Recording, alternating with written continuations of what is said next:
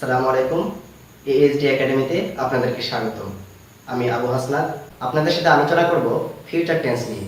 Future tense কত প্রকার, কি এই সব কিছুর বিস্তারিত। আজকে আমরা শিখব ফিউচার টেন্স। ফিউচার টেন্স কত প্রকার, কি এবং তার প্রত্যেকটি কাকে বলে, এসব কিছুর বিস্তারিত। আপনারা হয়তো ইতিমধ্যে জেনেছেন যে ফিউচার টেন্স 4 প্রকার। একটি হচ্ছে future indefinite, future continuous, future perfect এবং ফিউচার পারফেক্ট কন্টিনিউয়াস। প্রথমে আমরা শিখব ফিউচার ইনডিফিনিট টেন্স কাকে বলে। সাধারণত ভবিষ্যৎকালে কোনো কাজ করব, খাবো, যাব, নিব ইত্যাদি বোঝালে তাকে ফিউচার ইনডিফিনিট টেন্স বলে।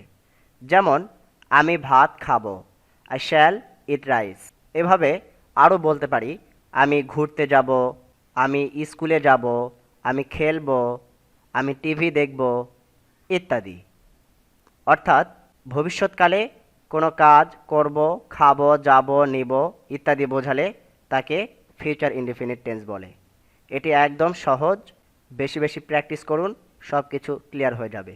ফিউচার ইনডিফিনিট টেন্সের স্ট্রাকচার: প্রথমে সাবজেক্ট, এরপরে হেল্পিং ভার্ব হিসেবে শ্যাল অথবা উইল, এরপরে V1 অর্থাৎ ভার্বের প্রেজেন্ট ফর্ম, এরপর অবজেক্ট বা এক্সটেনশন। আবার বলছি, সাবজেক্ট প্লাস শ্যাল অথবা উইল প্লাস V1 অর্থাৎ ভার্বের প্রেজেন্ট ফর্ম, এরপরে অবজেক্ট অথবা এক্সটেনশন। এরপরে আসি ফিউচার কন্টিনিউয়াসে। ফিউচার কন্টিনিউয়াসও একদম সহজ, এটিও আগের কন্টিনিউয়াসগুলোর মতোই। আমরা জানি যে কন্টিনিউয়াস মানেই চলতে থাকা। তাহলে ফিউচার কন্টিনিউয়াস মানে ভবিষ্যতে কোনো কাজ চলতে থাকবে বোঝালে তাকে ফিউচার কন্টিনিউয়াস বলে। যেমন আমি খেলতেই থাকব, আই শ্যাল বি প্লেয়িং।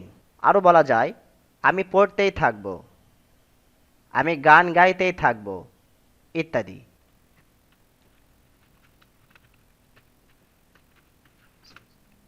বাক্যগুলো খেয়াল করুন। এখানে খেলতেই থাকব অর্থাৎ আমার খেলাটা চলতেই থাকবে।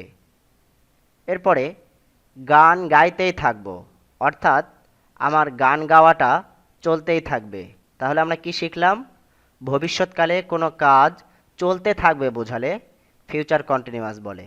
যেমন আমি খেলতেই থাকব, আমি গান গাইতেই থাকব, আমি পড়তেই থাকব ইত্যাদি। এর স্ট্রাকচার হচ্ছে সাবজেক্ট, এরপরে শ্যাল অথবা will plus be plus verb plus ING plus object অথবা এক্সটেনশন। আমি আবার বলছি, প্রথমে সাবজেক্ট, এরপরে শ্যাল অথবা উইল প্লাস বি প্লাস ভার্বের সঙ্গে আইএনজি প্লাস অবজেক্ট অথবা এক্সটেনশন। এবার আসি ফিউচার পারফেক্টে। ফিউচার পারফেক্ট টেন্সও কিছুটা পাস্ট পারফেক্ট টেন্সের মতোই।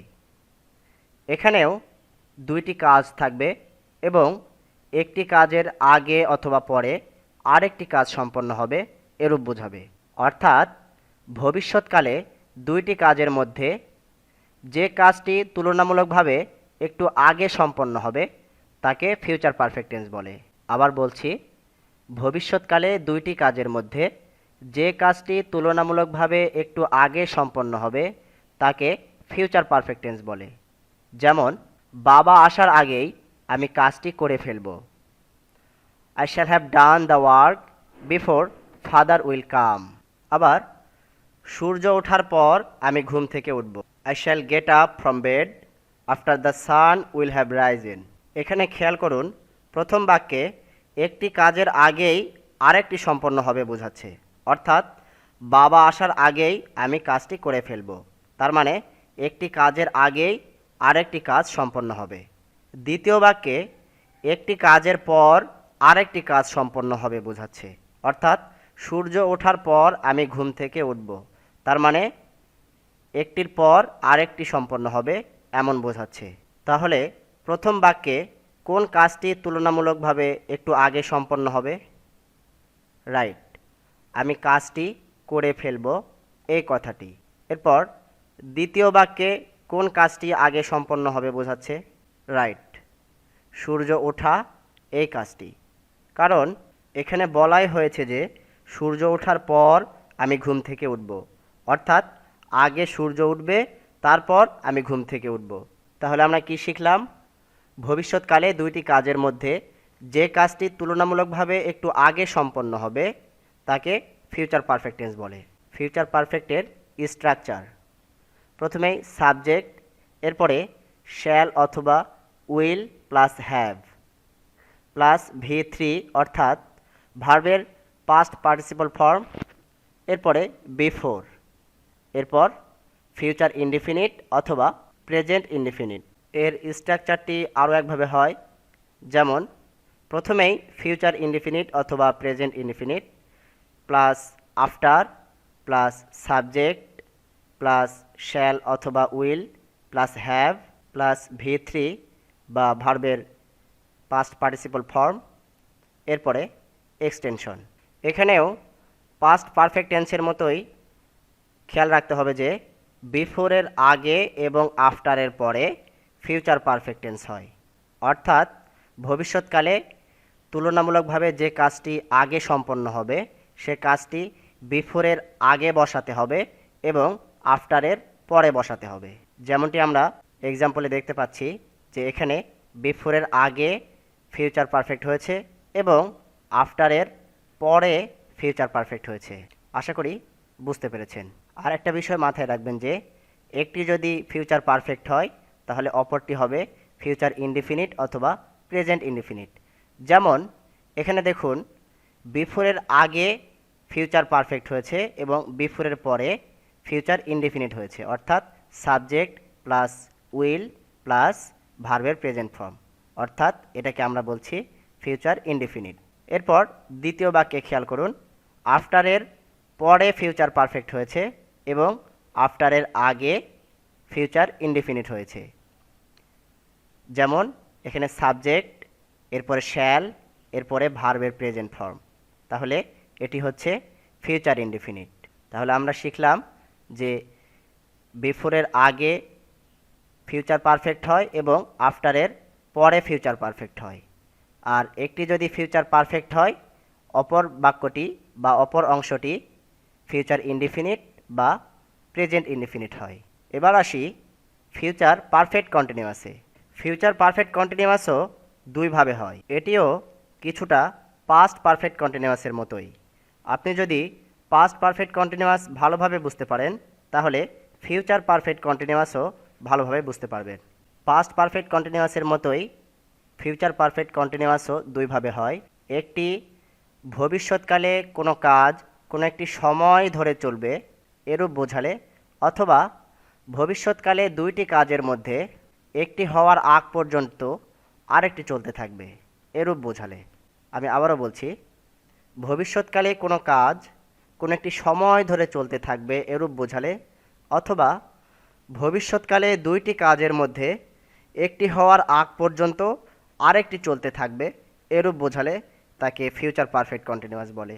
যেমন আমি 2 ঘন্টা ধরে খেলতেই থাকব, I shall have been playing for 2 hours. আবার সূর্য ডোবার আগ পর্যন্ত আমি পড়তেই থাকব, I shall have been reading before the সানসেটস। এখানে সূর্য ডোবা একটি কাজ এবং পড়তেই থাকব এটি একটি কাজ, মোট দুইটি কাজ, এবং একটি হওয়ার আগ পর্যন্ত আরেকটি চলতেই থাকবে বোঝাচ্ছে, অর্থাৎ সূর্য ডোবার আগ পর্যন্ত আমি পড়তেই থাকব। তাহলে আমরা কি শিখলাম? ফিউচার পারফেক্ট কন্টিনিউয়াস দুইভাবে হয়। একটি ভবিষ্যৎকালে কোনো কাজ কোনো একটি সময় ধরে চলতে থাকবে এরূপ বোঝালে, অথবা ভবিষ্যৎকালে দুইটি কাজের মধ্যে একটি হওয়ার আগ পর্যন্ত আরেকটি চলতে থাকবে এরূপ বোঝালে তাকে ফিউচার পারফেক্ট কন্টিনিউয়াস টেন্স বলে। যেমন আমি 2 ঘন্টা ধরে খেলতেই থাকব, I shall have been playing for 2 hours. আবার সূর্য ডোবার আগ পর্যন্ত আমি পড়তেই থাকব, I shall have been reading before the sunsets. Structure: প্রথমেই সাবজেক্ট, এরপরে শ্যাল অথবা will plus have been plus verb plus ING plus since অথবা ফর প্লাস টাইম। অথবা আরও একভাবে স্ট্রাকচার হয়, যেমন সাবজেক্ট, এরপরে শ্যাল অথবা will plus have been plus ভার্বের সঙ্গে আইএনজি প্লাস বিফোর, এরপরে ফিউচার ইনডিফিনিট অথবা প্রেজেন্ট ইনডিফিনিট। যেমন দ্বিতীয় বাক্যটিতে দেখুন, এখানে I shall have been reading, এটুকু ফিউচার পারফেক্ট কন্টিনিউয়াস এবং বিফোরের পরে এটুকু প্রেজেন্ট ইনডিফিনিট। তাহলে আমরা স্ট্রাকচারে পাচ্ছি একটা সাবজেক্ট প্লাস শ্যাল অথবা will plus have been plus ভার্বের সঙ্গে আইএনজি প্লাস সিন্স অথবা ফর প্লাস টাইম, যেমনটি আমরা প্রথম বাক্যে দেখতে পাচ্ছি। I shall have been playing, এই যে সিন্স অথবা ফর প্লাস টাইম 2 আওয়ার্স। আর সিন্স কখন হয় আর ফর কখন হয় সেটি আমি প্রেজেন্ট পারফেক্ট কন্টিনিউয়াস টেন্সে বলেছি। যারা ভিডিওটি এখনও দেখেননি তারা ডিসক্রিপশন বক্সে লিঙ্ক দেওয়া থাকবে, ভিডিওটি দেখে নেবেন। আশা করি ফিউচার টেন্স কি, কত প্রকার, এই সব কিছু আপনারা ভালোভাবে বুঝে গিয়েছেন। যদি না বুঝে থাকেন তাহলে ভিডিওটি আবার শুরু থেকে শেষ পর্যন্ত মনোযোগ সহকারে দেখুন, আশা করি বুঝে যাবেন। এরপরেও যদি কোনো বিষয় বুঝতে না পারেন তাহলে কমেন্ট বক্সে জানান যে কোন বিষয়টি আপনারা বুঝতে পারেননি। আমি আবার সেই বিষয়টি আপনাদের বুঝিয়ে দেওয়ার চেষ্টা করব ইনশাআল্লাহ। পরিশেষে একটি কথাই বলবো, ভিডিওটি যদি আপনাদের ভালো লেগে থাকে তাহলে অবশ্যই ভিডিওটিতে একটি লাইক দেবেন, কমেন্ট করে জানাবেন কেমন লাগলো এবং আপনার বন্ধুদের মাঝে শেয়ার করে ভিডিওটি সবাইকে দেখার সুযোগ করে দেবেন। আর হ্যাঁ, সাবস্ক্রাইব করতে কিন্তু ভুলবেন না। তো আজ এ পর্যন্তই, দেখা হবে আগামী ক্লাসে। সে পর্যন্ত সবাই ভালো থাকবেন, সুস্থ থাকবেন। আল্লাহ হাফেজ।